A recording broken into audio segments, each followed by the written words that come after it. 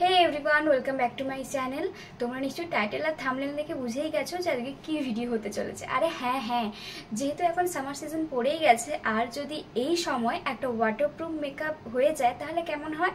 এখন তো সবারই ডিমান্ড ওয়াটারপ্রুফ মেকআপ বা সোয়েট রেজিস্ট্যান্ট মেকআপ।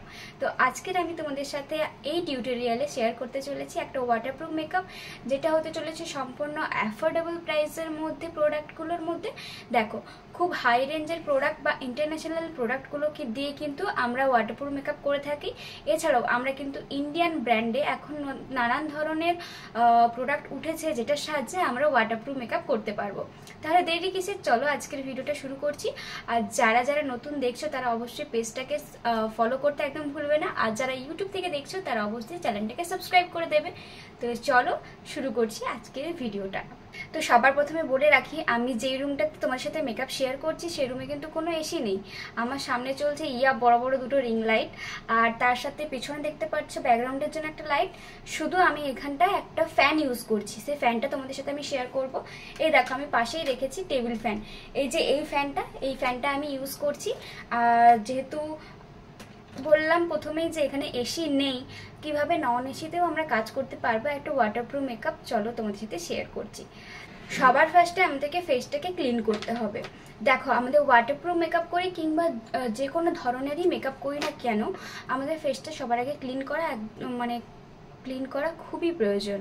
কারণ যদি আমাদের ফেসের মধ্যে অলরেডি ডাস্ট, পলিউশন, এছাড়া যদি কেউ মেকআপ করে থাকে আগে, সেগুলোকে না রিমুভ করে যদি আবার মেকআপ করতে বসা হয়, তাহলে কিন্তু সেই মেকআপটা একদমই স্টে করবে না। তো তার জন্য আমি এখানে ইউজ করছি, দেখো, হিমালয়ের এই টিস্যু পেপারটা, ওয়েট টিস্যু, যেটা তোমরা সমস্ত দোকানেও পেয়ে যাবে।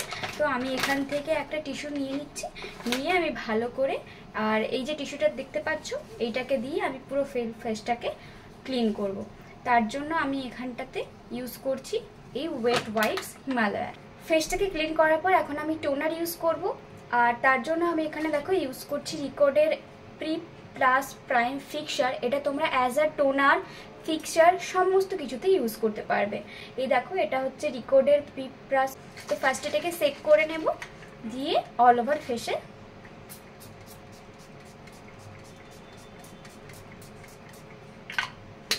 তো এরপর আসছে ময়শ্চারাইজার। তার জন্য আমি এখানে ইউজ করছি, দেখো, রিকোডে একটা ওয়াটার বেস ময়শ্চারাইজার। এটা হচ্ছে একদম ওয়াটার ফর্মে আছে, যেটা তোমরা গ্রীষ্মকালে বা সামার সিজনে তো ইউজ করতেই পারো। এছাড়া অয়েলি স্কিনদের জন্য এই প্রোডাক্টটা হচ্ছে বেস্ট।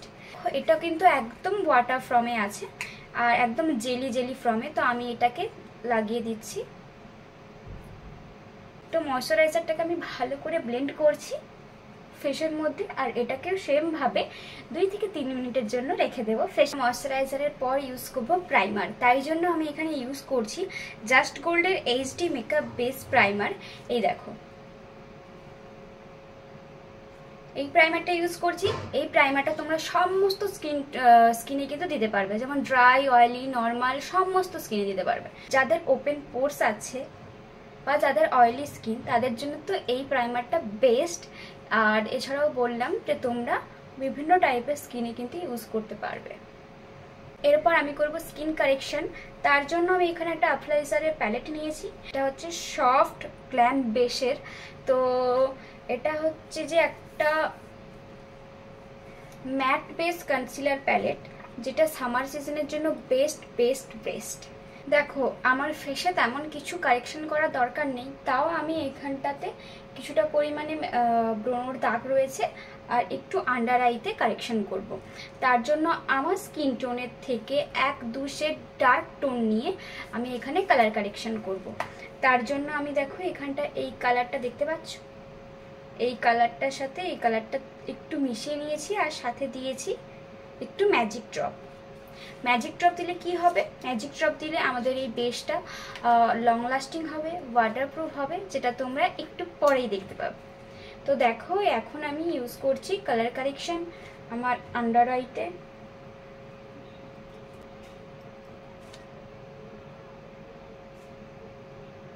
শুধু যেই জায়গাগুলো আমি কারেকশন করব করেছি সেইগুলোকেই আমি খালি ব্লেন্ড করব, ছড়াবো না। কথা বলে রাখি, তোমরা নিশ্চয়ই জানো যে লিকুইড হাইলাইটার স্ট্রোব ক্রিম এগুলো ব্যবহার করে, তাই না? তো স্ট্রোব ক্রিম আর লিকুইড হাইলাইটার সম্পূর্ণ আলাদা।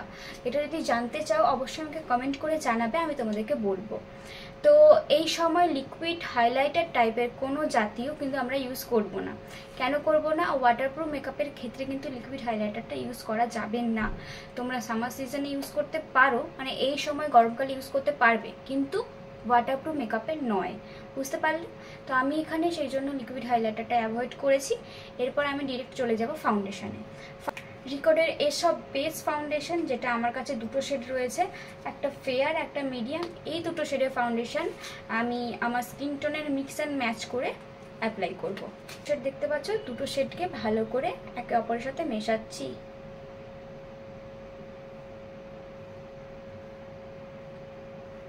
Magic drop.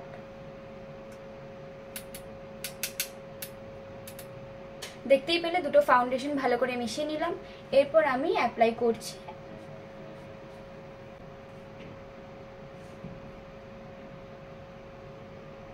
নিয়ে ভালো করে ব্লেন্ড করছি।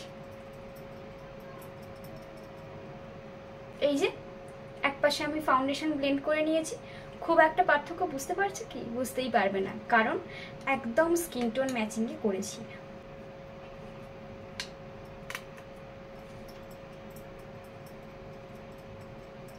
আমি এখানে ইউজ করছি রিকোডের এই কনসিলারটা। এটা দিয়ে আমি ক্রিম হাইলাইট করব।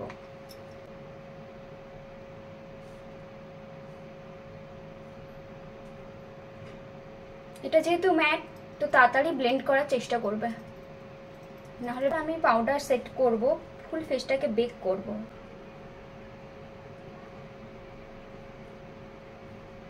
রিকোডের এই ট্রান্সলেশন পাউডারটা ইউজ করেছিলাম। এরপরের পালা এইটা, রিকোডের গ্রিপ স্প্রে, যেটা ছাড়া ওয়াটারপ্রুফ মেকআপ অসম্পূর্ণ। এটা হচ্ছে রিকোডের grip spray, perfect grip spray. এই যে এটা আমি এখন ফেসের মধ্যে অ্যাপ্লাই করব, শেক করে। স্প্রেটা যতক্ষণে ফেসের মধ্যে পুরোপুরি ড্রাই হয়ে যাচ্ছে ততক্ষণে আমি আইব্রোসটাকে এঁকে নিচ্ছি। এখানে আমি প্রোমেট ইউজ করেছিলাম, মিস ক্লিয়ারের একটা আইব্রো প্রোমেট। এরপরই ওয়াটারপ্রুফ কিনা টেস্ট করতে হবে, তো চলো দেখো। এই যে নিলাম স্প্রে,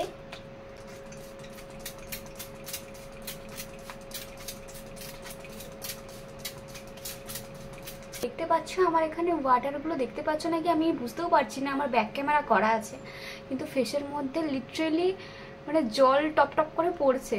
এরপর আমি দেখো একটা ড্রাই টিস্যু নিয়েছি, ড্রাই টিস্যুটা নিয়ে ভালো করে ফেসের মধ্যে ড্যাব ড্যাব করছি, আর তোমাদেরকে দেখাচ্ছি একটুও প্রোডাক্ট কিন্তু উঠেও আসছে না। তারপর যতক্ষণে ওয়াটারটা পুরো ফেসের মধ্যে অ্যাবসর্ব হয়ে গেছে, তারপর আমি এখানে ফেস পলিশ করছি একটা ম্যাকের কম্প্যাক্ট দিয়ে। তারপর ধীরে ধীরে এক এক করে পাউডারের যেসব প্রসেস থাকে, যেমন কন্ট্যুরিং, ব্লাশার, হাইলাইটার, ফিক্সার, এইগুলো দিয়ে আজকের মেকআপটা আমি কমপ্লিট করেছি। আর তোমরা নিশ্চয়ই অবশ্যই লাইভে দেখতেই পেয়ে গেছো যে আমি একটা স্মোকি আই করেছি, যেটা আমি ইউটিউবে লাইভে এসেছিলাম। তো সেইটা তোমরা দেখেছো, যারা দেখোনি তারা এখনও গিয়ে দেখে আসতে পারো। খুব সহজেই কিভাবে একটা স্মোকি আই তোমরা করতে পারবে সেটাই আমি তোমাদেরকে দেখিয়েছিলাম। তো দেখো, এরপর আমি তো বললাম যে সব কিছু কমপ্লিট হয়ে যাওয়ার পর ফাইনাল লুকটা নিয়ে আসছি। তোমরা দেখে জানাও তো যে আমার আজকের লুকটা তোমাদের কেমন লেগেছে। যদি ভালো লেগে থাকে তাহলে কিন্তু আমি নতুন নতুন এরকম নানান ধরনের মেকআপ লুক তোমাদের সাথে শেয়ার করব। তোমাদের যদি ভালো লেগে থাকে অবশ্যই কমেন্ট করবে, আর নতুন দেখলে সাবস্ক্রাইব করতে একদম ভুলো না। তো দেখো, এটা হচ্ছে আমার ফাইনাল লুক। আর কেমন টাইপের মেকআপ বা কেমন টাইপের কি দেখতে চাচ্ছ সব আমাকে কমেন্ট করে জানাবে। আমি আশা করব তোমাদের সমস্ত কিছু মেনটেন করে ভিডিও দেওয়ার। তো চলো দেখা হচ্ছে নেক্সট ভিডিওয়ে।